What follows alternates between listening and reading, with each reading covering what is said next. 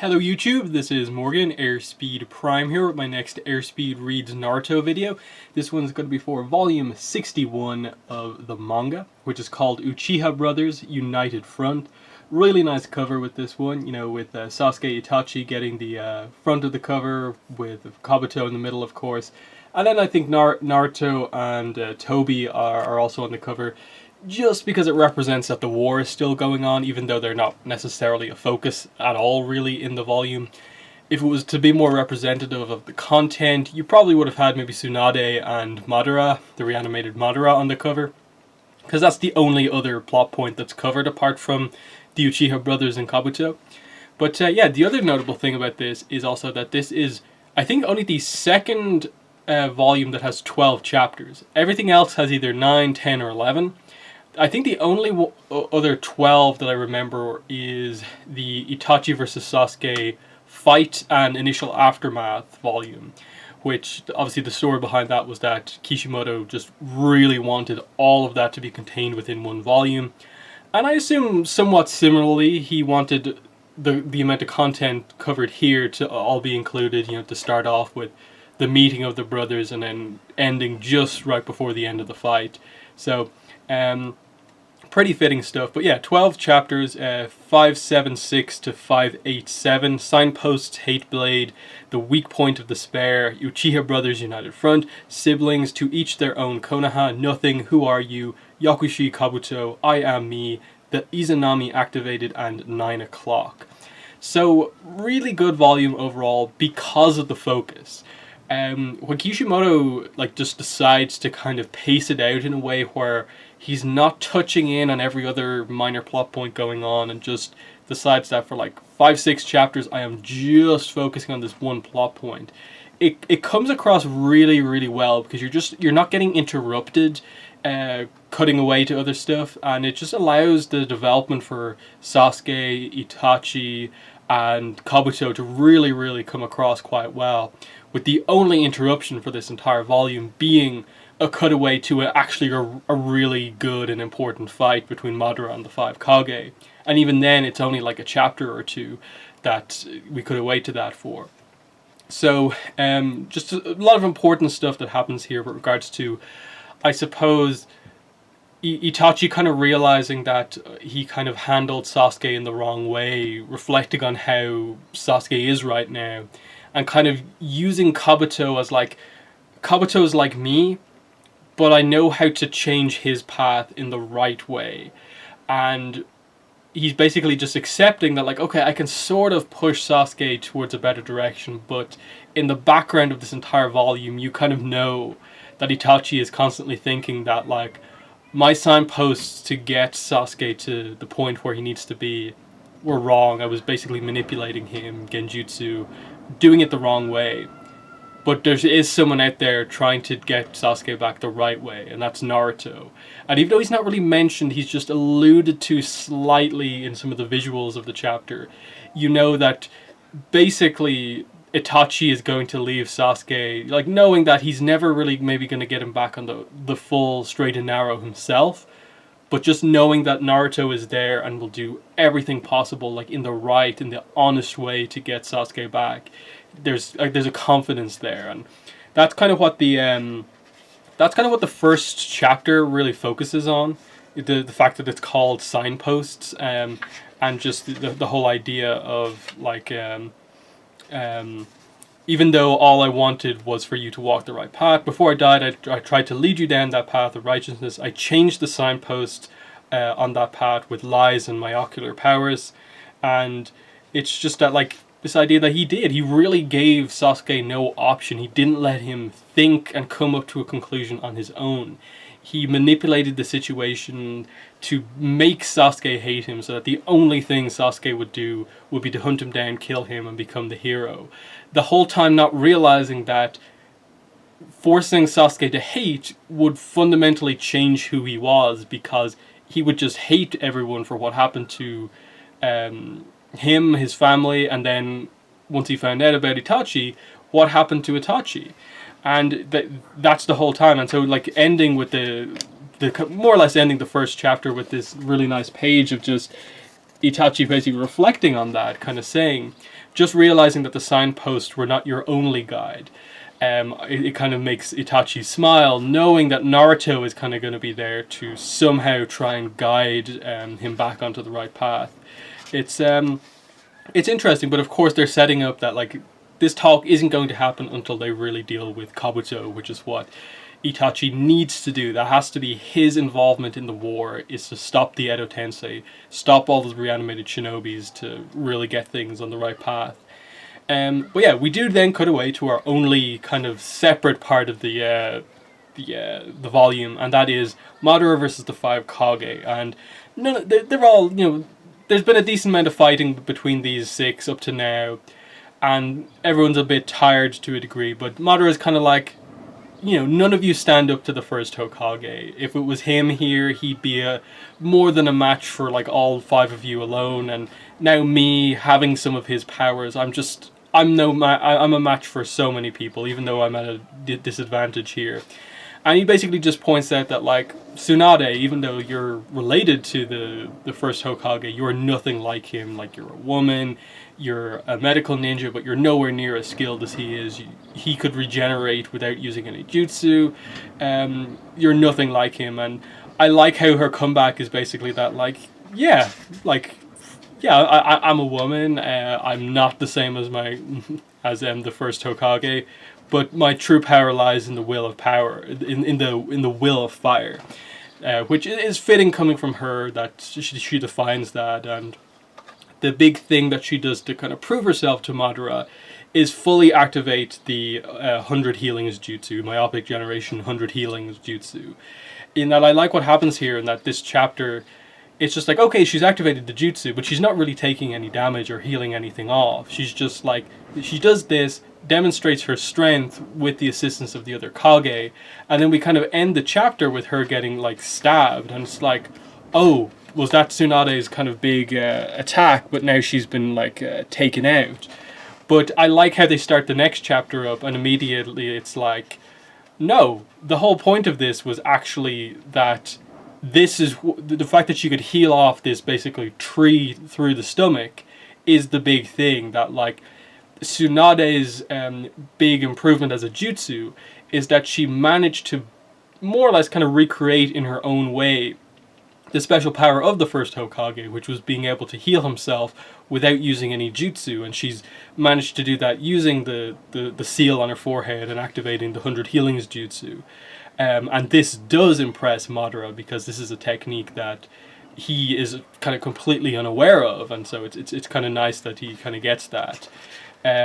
But anyway, after this kind of, it looks like he's almost sealed away by all of the Kage working together. He uses multiple wood doppelgangers, which are established to basically be the most, the best clones possible. That Madara was the only one to ever see through the first Hokage's use of these clones. And he basically just says to them all, after he makes tons of wood clones, would you guys like these doppelgangers to use the Susanoo or not? And it's just this thing of like, he's giving them the chance. Like, okay, you guys just basically explain to me in detail why 5-on-1 is perfectly fine. Now it's 5-on-1 in my favor, because it's like 25-on-5. How would you guys like me to use Susanoo with all of these doppelgangers? It's a nice moment to end that fight for now, as the rest of the volume focuses completely on Kabuto versus Itachi and Sasuke. And it's basically just the brothers initially being like at odds with each other, because Sasuke just wants to talk to Itachi and get the truth of the situation, and Itachi just wants to deal with Kabuto, and how initially they're not properly working together, but in the end they end up, doing a lot of teamwork together to get to the point where they need to get to. And the big thing here is obviously that Kabuto has been talking, in the last couple of times we've seen him, about how the reanimation jutsu, there are no weaknesses, there's no kind of nothing, there's no adverse effect on the user of this jutsu, there's no weaknesses whatsoever. And Itachi just points out the fact that the weakness of the reanimation jutsu, the Edo Tensei, is me. And you're kind of wondering the entire time, what exactly is this about? What's going to happen here? And the fight begins, and it's a really good fight because Kabuto, I think, has always been that character who's been established to be like, he is surprisingly skilled. He has a surprising amount of like strong jutsu and is way more strong than he initially kind of comes across. And especially now that he basically has the power of like Orochimaru within himself, we really have no idea about just how strong he is. It's impressive that he's able to use the Edo Tensei to control this many reanimated shinobis across such a wide distance, but how is he in terms of like one-on-one, one-on-two combat here? And he demonstrates the typical, Orochimaru tactics of being, very durable. If he takes damage, he can just, shed his skin and become a new person. But he also here establishes that, as part of his character, Kabuto himself is very undefined. There's very little of like the individual Kabuto here. Kabuto is just an amalgamation of basically the powers and kind of personality aspects of other people, basically. He is now basically just Orochimaru, who also happens to have a little bit of medical ninjutsu, which is the only sort of personality trait you really can give Kabuto. But then it's revealed that, he also has aspects of like Suigetsu's, the Hozuki clan's technique of being able to, convert themselves into water, basically. He has aspects of the Uzumaki clan with their like durability and stuff like that. And this is where Sasuke finds out for the first time that Karin is actually an Uzumaki, and the kind of truth about their life force, and that's why they're so powerful. And then the most notable thing is that he also has some of Yugo's powers, in that we get the idea of like Yugo's always had this like nature kind of energy that's able to like convert his body, and he basically reveals here that the one thing he has done that kind of makes Kabuto a little bit unique is that he went to Ryuchi Cave and was able to master Snake Sage mode, which is something that Orochimaru was never able to do. And this just creates a really, really interesting dynamic here, because in this dialogue, as he reveals this mode, he basically says, a place as legendary as Mount Miyaboku and the Shikotsu Woods, not even Lord Orochimaru could have reached it. It's just establishing that, like, the Shikotsu Woods is clearly referring to Tsunade's summoning animal, the slug, the slug. So clearly there's a setup of not just the idea of like, brand new thing, Snake Sage mode here, and we already know about Toad Sage mode. What about Slug Sage mode? And that's still something, even by the end of the series, we never get revealed is if it's actually a thing or not. So that is going to be interesting to see if any character at some point in the future ever gets that, because it feels like it's something that's here and very clearly established, but no one seems to be a Slug Sage. Maybe some people were perhaps speculating, I think, that perhaps Hashirama is a Slug Sage, and that's why he has the kind of power of just being able to regenerate himself without using anything. But we're not really sure. But still, fascinating reveal here in terms of like this lore aspect of things, where like the summoning animals all have their own kind of sacred location.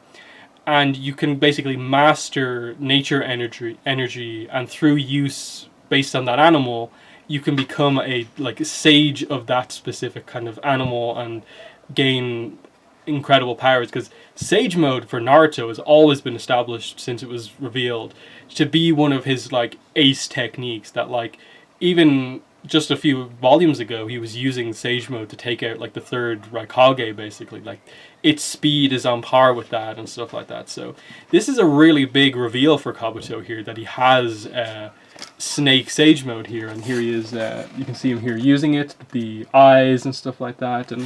And I'll admit that the attacks that he uses aren't like the reveal of this Snake Sage mode is really fascinating from a lore perspective. They don't treat it in the same way that they treat, say, Jiraiya and then Naruto using Toad Sage mode, in that it is more of just like, I'm a Snake Sage, here's some of the attacks. I don't feel like they ever really like properly established that, like in the same way that like Toad Sage mode has the the frog karate, basically, and then it just in general can boost the power of your other jutsu. I never felt like they've properly established here the snake specific aspects of what Snake Sage Mode is. It's just kind of more like generic, that like he uses snake attacks and kind of like uses the fact that snakes have these abilities to like sense things with just like body heat, so it has this ability of like blocking out all of your senses except body heat, basically. And so Sasuke and Itachi, who rely on their eyes for their genjutsu, are at a huge disadvantage. But it's a good reveal, I still do think. It's just not given the same level of importance perhaps as Toad Sage Mode. Still very important though, as you get the team up of Itachi and Sasuke both using their Susanoo here, and a little bit of a backstory here of just the time they both worked together to try and take down a boar. Didn't quite work, but now Itachi acknowledges that Sasuke is at the point now where their teamwork is good enough where they could take down that boar. But yes, we do eventually get to the kind of the setup of basically the Izanami and what it is and so on. But the idea of like behind a lot of what's going on in this fight is definitely that Itachi is sort of trying to get Sasuke to the point of realizing that, like, look Sasuke, I always will consider myself Itachi Uchiha of the Leaf Village. I know you don't like the village for the way you perceive what happened, but I don't have the same issues that you do with it. And yes, we do get the reveal of the Izanami. The actual like details of kind of how it kind of is put into play don't come out just yet, but just before, I suppose, just as it's activated on Kabuto, we basically get a full backstory for Kabuto, and I think it's really, really interesting. I think when I first watched this in the anime, it didn't impress me as much, but then I suppose later rewatchings of that sort of stuff, plus reading it here, it's actually a really good backstory and really fits what they're trying to do with Kabuto as a character in this volume, in terms of getting across this person who just doesn't know anything about themselves, has no real distinguishing features as like an individual, and then the few connections that he made in his past to his adoptive mother, even she ended up by the end kind of forgetting him through kind of various kind of situations that happen.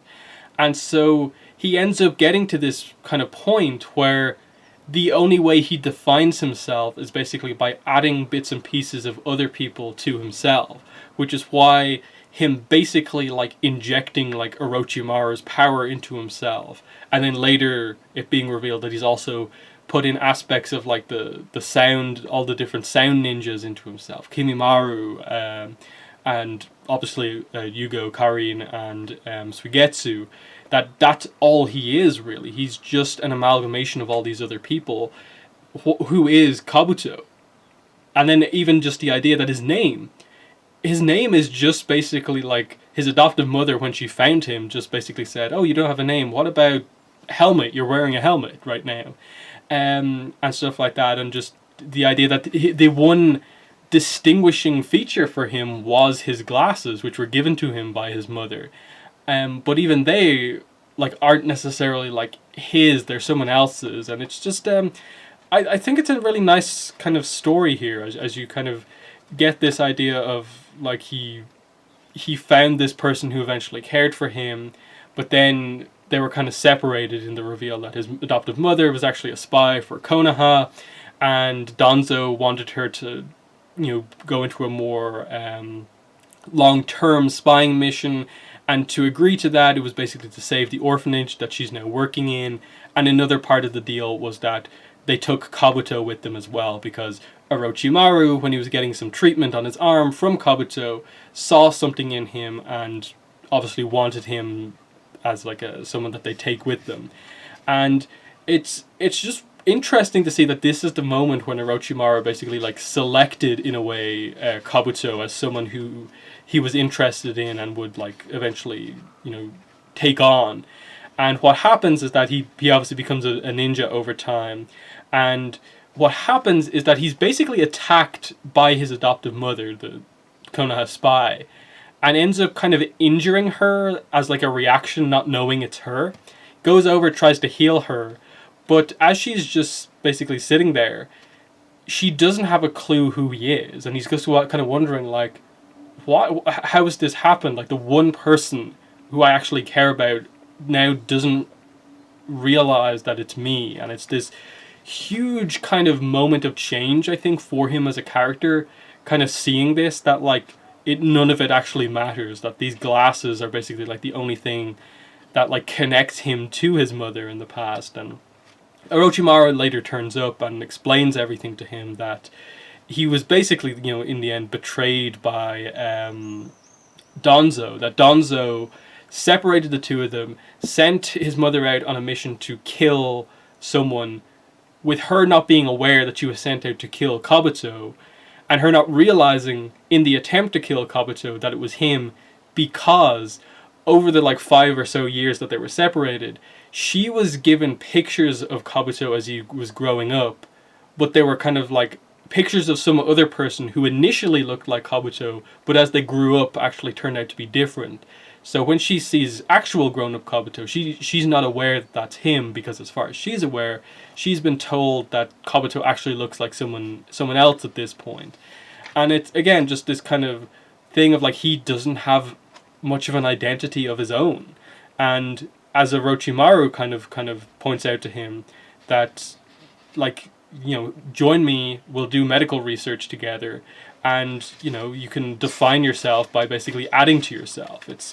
It's really interesting as you obviously towards the end of the flashback advance over time, and you have like the connection of Orochimaru and Kabuto to Kakuzu, Sasori, Kimimaru, and like all these other characters, and the whole time in the background you have like this kind of beaker being filled up with like the blood of all these various different people, Orochimaru and so on. And then we cut to basically the end of it all, with him finally, after the death of Orochimaru, injecting himself with it all, and it defining who he is, that's what he's done, that he's just completely turned himself into a bit of everyone else, because he doesn't fully know kind of who he is. And it's just fascinating to me how this kind of all comes out, that's kind of all he is. So what happens obviously is that he then demonstrates, going back into the fight, he then demonstrates all of these different powers that he has. He uses Orochimaru's power, we see him use Kimimaru's power, just that all of these things are an aspect of who he is. But once again, who is the real Kabuto? Has he completely at this point forgotten the orphanage and everything about his mother and so on? The only real defining things for Kabuto himself as an individual that aren't just like following Orochimaru and like adding to himself. Then we get the Izanami reveal, and it's really interesting how it happens, in that you're going through the fight and it seems like everything's just repeating itself. You get this same sequence of moves happening over and over and over again, and it just is repeating itself, and Kabuto just eventually becomes like really confused as to what's actually happening. He only really notices and gets an idea about what's happening when we saw previous in the fight, one of his Snake Sage Mode horns, it got kind of chopped off, and it happens again, like it was temporarily back and then it was cut off again. And it's just the reveal that what the Izanami is it's putting someone into an infinite loop, and basically saying that like there is a way to get out of it, but it's about you like accepting your fate, accepting the way things are, and not kind of going in one direction. And the idea being here is that Itachi in this fight is kind of trying to prove a point to Kabuto, to himself, and also to Sasuke, that he can like change someone by basically making them make a decision themselves. In that, like, yes, it is sort of forcing their hand, but it's not in the same way as Itachi initially planned to do with, say, Sasuke, where he was going to use Shisui's technique to basically like brainwash Sasuke to make the right decision. Here, he's just put Kabuto into a situation where, like, look, this can go on forever and you'll be fine, but you'll just be stuck in this situation forever. you can break out if you make the right decision and finally, like, accept who you are, Kabuto. Don't try to be someone else and become Orochimaru, and become all of these other people so literally like this. Accept who you are, accept your mistakes and the issues that you have, and then you will break out once you've accepted that. And the idea, as the explanation for this technique comes out, is that you, using your Sharingan, take a snapshot of one moment, then you recreate that moment at a different point in time, and then basically connect the initial moment to the fake replication moment, and that creates this just loop of just the idea of just the initial moment, all the stuff that happened in between, then you bring them back to the initial moment and kind of keep going around in a circle. And that's kind of how it works. And he explains that the reason that this technique exists in the first place, the Izanami, is as a counter to the Izanagi, which obviously the Izanagi, he basically says, is it's an invaluable jutsu. It allows the caster to choose their own ending, and everyone abused their own power. That if they got themselves into a bad situation, they just used that and changed their fate. And there was always this sense, especially in battles between Uchihas, that it would just end up being this inevitable thing of just like everyone using their eyes, changing the results of what happened, and it would just constantly be the same event, constantly being reshaped over and over and over again. And so this was just pure insanity, that like reality was being altered so that someone wouldn't have to face one thing and would take it off in a different direction by changing their fate. So Izanami is the perfect counter for the Izanagi, because you basically just say that, okay, someone uses the Izanami, Izanagi to change their fate by taking it down a different branch, but you make that branch into an infinite loop and basically force them to have the only way out of that loop be to take the initial path that they would have taken before they used Izanagi. It's a sort of complicated explanation, but it works out really well. That the idea, as he explains here, the Izanami is designed to keep Uchiha clansmen humble and honorable. It's to stop you from taking the easy way out, from avoiding any inconvenient outcomes.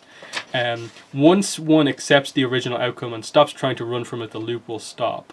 And the idea here with Kabuto is that if Kabuto stops trying to transform, he can stop the loop. And Itachi just kind of tries to point out the fact that the reason he's putting so much in to try and stop Kabuto in this way is because he sort of sees himself in Kabuto, in that there were two people who basically from a young age were basically very much affected by the environment that they grew up in terms of Kabuto basically being forced into this situation of becoming a ninja and the manipulations that Danzo kind of put him under and how that changed him. Similarly to how Itachi being an Uchiha and not agreeing with the decisions that they took him down a certain path. And his mistake, of course, was that he basically lied and manipulated everyone, ultimately, like from a wider perspective, for good reasons, but always lying to people, always manipulating people.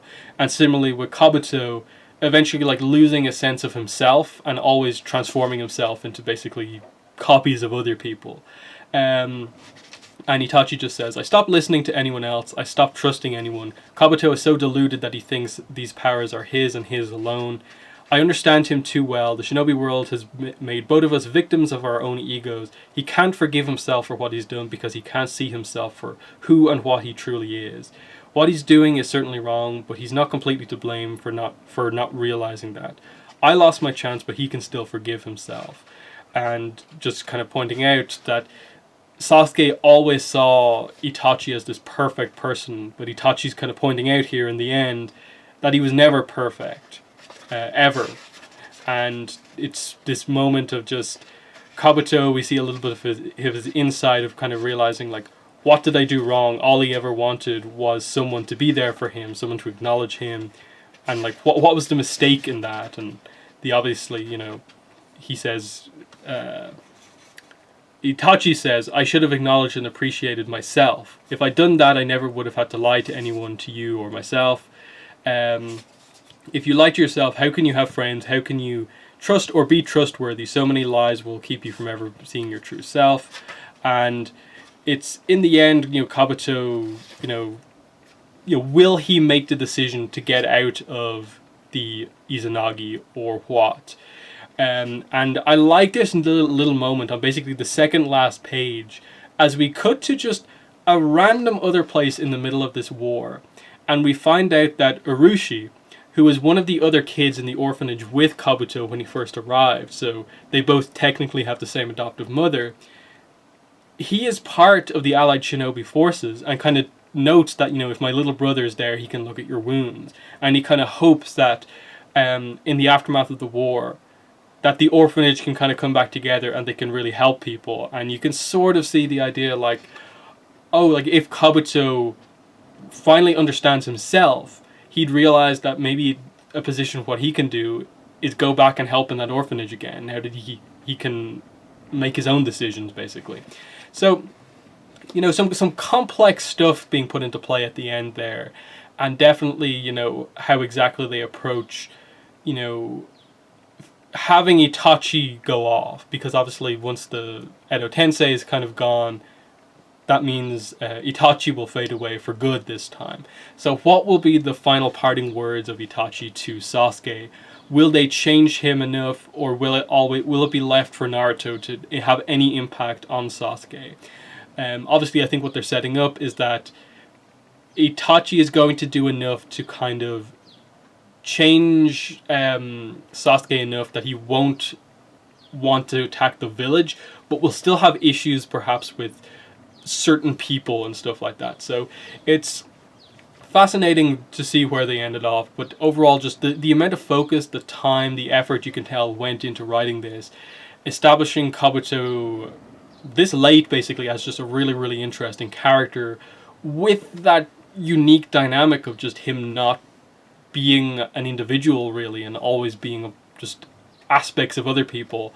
Fascinating stuff. But that's been the volume review for this for today. So in the comments, let me know what your thoughts were on the volume as well as my review. But that's been the video. Thanks for watching, and bye.